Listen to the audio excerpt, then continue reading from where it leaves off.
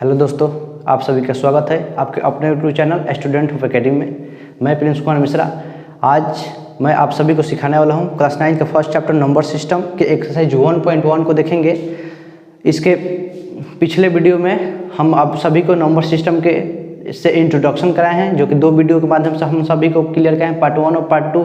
उसके बाद number system के एक्सरसाइज 1.1 के पहले कुछ एग्जाम्पल दिए हुए हैं, हम लोग एग्जाम्पल को भी देखें। अगर आपने उस वीडियो को अभी तक नहीं देखे हैं तो वीडियो के आई बटन में उसका लिंक मिल जाएगा या डिस्क्रिप्शन में वीडियो का लिंक मिल जाएगा, वहाँ से आप क्लिक करके वीडियो को देख सकते हैं। उसके बाद आप इस वीडियो को देखिएगा, काफ़ी अच्छे से समझ में आएगा। उसमें हम नंबर सिस्टम यानी संख्या पत्ती के बारे में इंट्रोडक्शन दिए, परिचय कराएं कि संख्या किसे कहते हैं, संख्या कितने प्रकार के होते हैं, विभिन्न तरह की चीज़ों के बारे में बताया था, जो कि हमें चैप्टर पढ़ने से पहले उसकी जानकारी होना बहुत महत्वपूर्ण है। तो आज हम लोग एक्सरसाइज 1.1 के कुछ प्रश्न को देखने वाले हैं। हम लोग उसको देखने वाले हैं कि उसमें कितने प्रकार के क्वेश्चन हैं, विभिन्न प्रकार के प्रश्न के बारे में हम लोग जानेंगे। तो मेरा फर्स्ट क्वेश्चन है, क्या शून्य एक परिमेय संख्या है? क्या इसे आप p/q के रूप में लिख सकते हैं, जहाँ p और q पूर्णांक है और q इक्वल टू नहीं होना चाहिए 0। क्वेश्चन है कि क्या शून्य यानी कि 0 एक परिमेय संख्या है? क्या इसे हम लोग p/q के रूप में लिख सकते हैं? और शर्त भी दिया गया कि q इक्वल टू नहीं होना चाहिए 0। तो दोस्तों हमें यहाँ पे एक चीज़ ध्यान में रखना होगा, परिमेय संख्या किसे कहते हैं? परिमेय संख्या देखिए वैसी संख्या जिन्हें हम p/q के रूप में लिख सकें और जहाँ q इक्वल टू नहीं होना चाहिए 0, उसे हम लोग क्या कहते हैं? परिमेय संख्या यानी रेशनल नंबर कहते हैं। तो ध्यान दीजिएगा, यहाँ पे हमसे पूछा जा रहा है कि 0 के बारे में। तो चलिए इस प्रश्न को सॉल्व करते हैं। अब देखिए ध्यान, 0, क्या हम लोग 0 को 0/1 लिख सकते हैं, 0/2 लिख सकते हैं, बराबर के चिन्ह दे देंगे।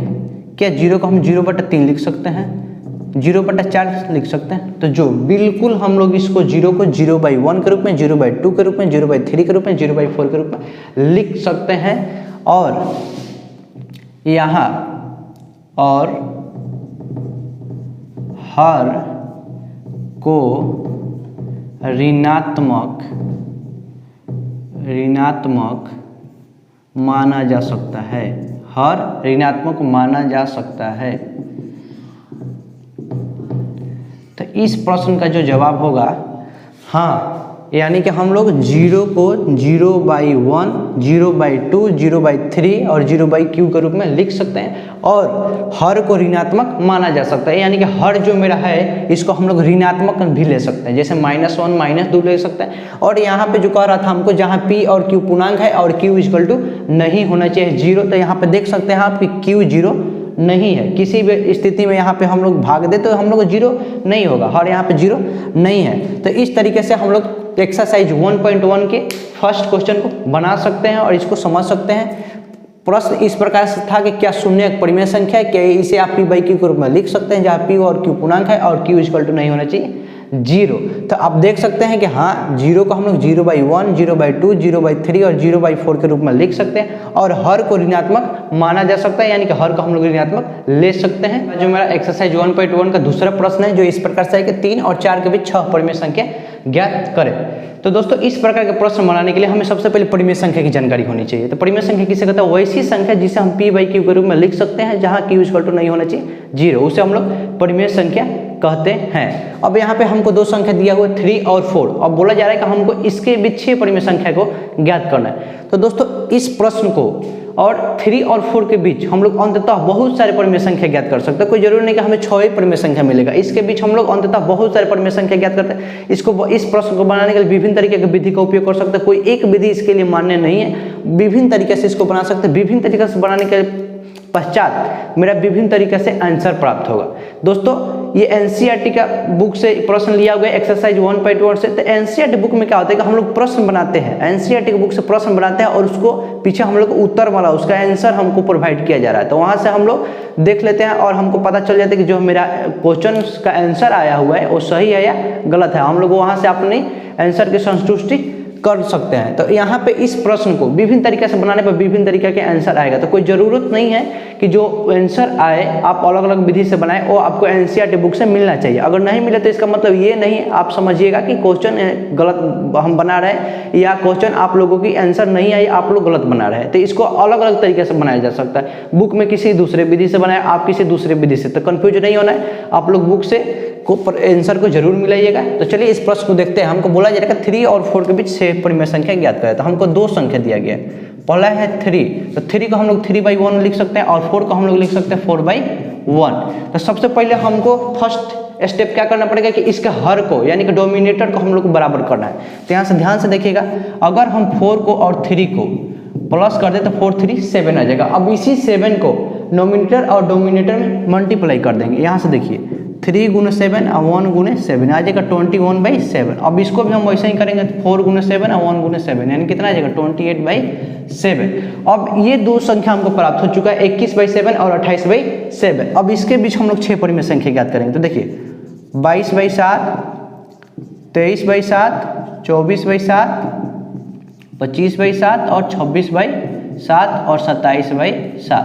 अब ध्यान से देखिए कि हम इन दोनों संख्याओं के बीच 6 परिमेय संख्या ज्ञात कर चुके हैं। देखिए पहला क्या है 22/7, 23/7, 24/7, 25/7, 26/7 और 27/7। इस तरीके से आप इन दोनों संख्या के बीच में इस 6 परिमेय संख्या को ज्ञात कर सकते हैं। इस तरह के प्रश्न को बनाने के लिए विभिन्न तरीके का मेथड होगा और इस एक मेथड मानकर हम यहाँ इस प्रश्न को आप सभी के सामने बनाकर दिखाएं। अब यहाँ पे देखिए सबसे पहले क्या करना है कि जो हमको संख्या दिया है उसके हर को 1 लगा लेना है। आप इसे कर सकते हैं, हम लोग लिख सकते हैं।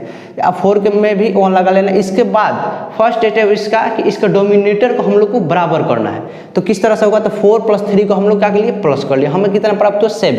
अब 7 से इसका नोमिनेटर और डोमिनेटर दोनों में क्या करना है मल्टीप्लाई करना है। इससे क्या होगा कि हमारा जो हर होगा वो बराबर हो जाएगा। उसके बाद जो संख्या हमें प्राप्त होगा उसके बीच से आप 6 परिमेय संख्या जितना आपको बोला जाए 5, 6, 7 जितना परिमेय संख्या बोला जाए आप निकाल सकते हैं। तो इस तरह से ये इस प्रश्न को आप बना सकते हैं। 1 का तीसरा प्रश्न है जो इस प्रकार से है कि 3/5 और 4/5 के बीच 5 परिमेय संख्या ज्ञात करना। ठीक अगले प्रश्न की तरह जैसे कि हम लोग पिछले प्रश्न में 3 और 4 के बीच 6 परिमेय संख्या ज्ञात करना था।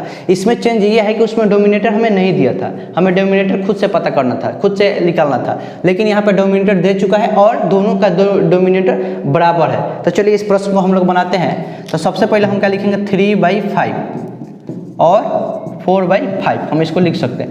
अब ध्यान से देखिए यहाँ पे जो 3/5 और 4/5 है इसके बीच हम एक भी परिमेय संख्या नहीं पता कर सकते क्योंकि ठीक इसके बाद 4 है और 4/5 दे चुका है हमें। तो सबसे पहले हम इसको डोमिनेटर को थोड़ा सा और बड़ा करते हैं। मान के चलिए कि हम इसको 3 से गुना कर देते हैं, ऊपर नीचे अंश और हर में हम लोग 3 से गुना कर देते हैं। इसमें भी हम लोग 3 से गुना कर देते हैं। तो कितना आ जाएगा 4 3 जा 12 और 5 3 जा 15। इसमें कितना आ जाएगा 9/15। अब देखिए ध्यान से कि इसमें अगर हम लोग परिमेय संख्या ज्ञात करें तो हमें क्या कौन मिल जाएगा 10/15, 11/15 और 12/15 जो कि हमको ऑलरेडी यहाँ पे मिल चुका था। इसके बीच हम लोग 2 ही परिमेय संख्या ज्ञात करते हैं, लेकिन हमें प्रश्न कह रहे हैं कि 5 परिमेय संख्या ज्ञात करते हैं। इसका डोमिनेटर को हम और बड़ी संख्या को मानकर इससे गुना करेंगे। तो चलिए इसको हम लोग और बड़ा डोमिनेटर मानकर संख्या मानकर इसको गुना कर देते हैं। मान के चलिए कि हम 10 से गुना करते हैं इसके डोमिनेटर को हम लोग 50 बनाते हैं। तो कितना आ जाएगा 40/50 और 30/50। अब आसानी से हम इन दोनों संख्या के बीच 5 परिमेय संख्या हम लोग ज्ञात कर सकते हैं। किस तरह था देखिए 31/50, 32/50, 33/50, 34/50 और 35/50।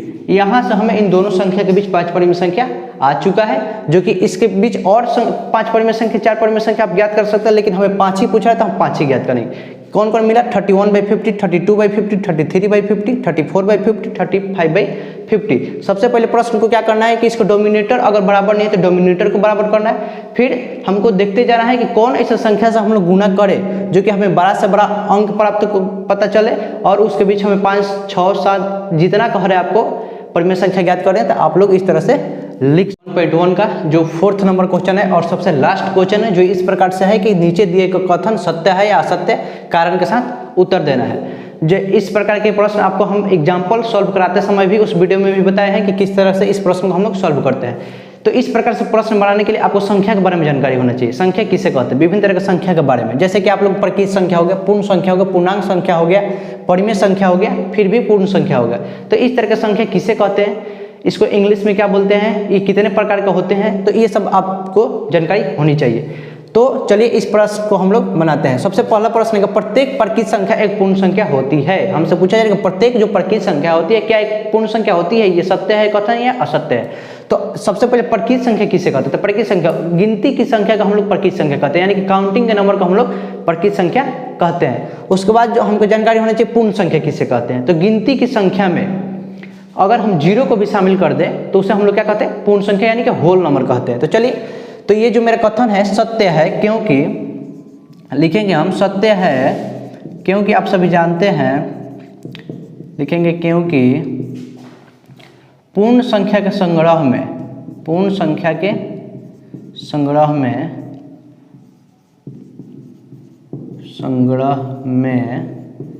सभी प्रकृत संख्याएं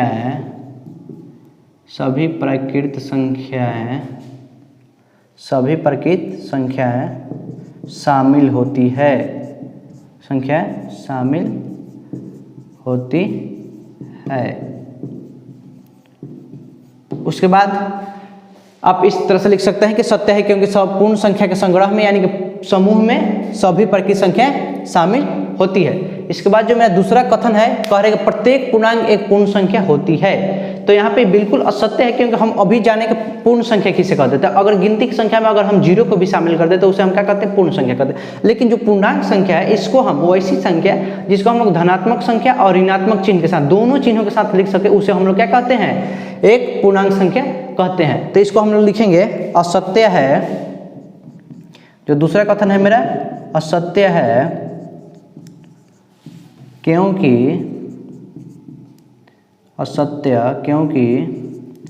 -2 एक पूर्णांक संख्या है परंतु